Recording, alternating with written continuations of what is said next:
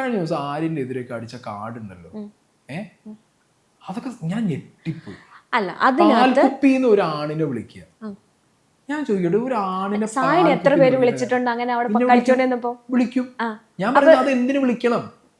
എന്റെ ചോദ്യം എന്താ അറിയോ, ആണിനെ പാൽക്കുപ്പി എന്ന് വിളിക്കുന്നു, ആണുങ്ങൾ തിരിച്ചൊന്നും പറയുന്നില്ല, പേടിയുണ്ടാ പറയാൻ. തിരിച്ച് ഇന്നലെ ആദിലോട് പറഞ്ഞപ്പോ ആദില പറഞ്ഞ ഡയലോഗ് എന്താ അറിയോ, ഫ്രിഡ്ജിനകത്ത് എന്ന് പറയുന്നുണ്ട് പാല്.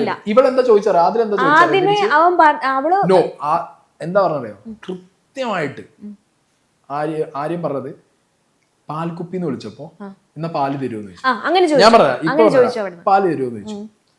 അതിൽ ഇവള് പറഞ്ഞു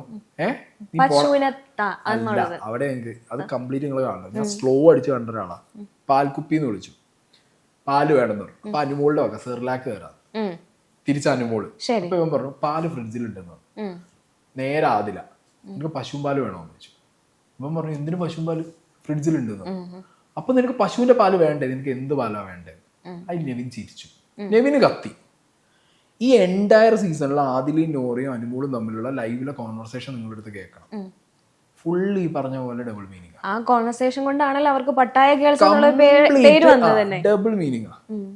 നെവിൻ ഈ കാര്യം കത്തി. നെവിൻ ആര്യം നോക്കിയപ്പോ ആരും സംഗതി മനസ്സിലായി, ഇത് പണി വാളും. ആര്യം ഉണ്ടാതിരുന്നു.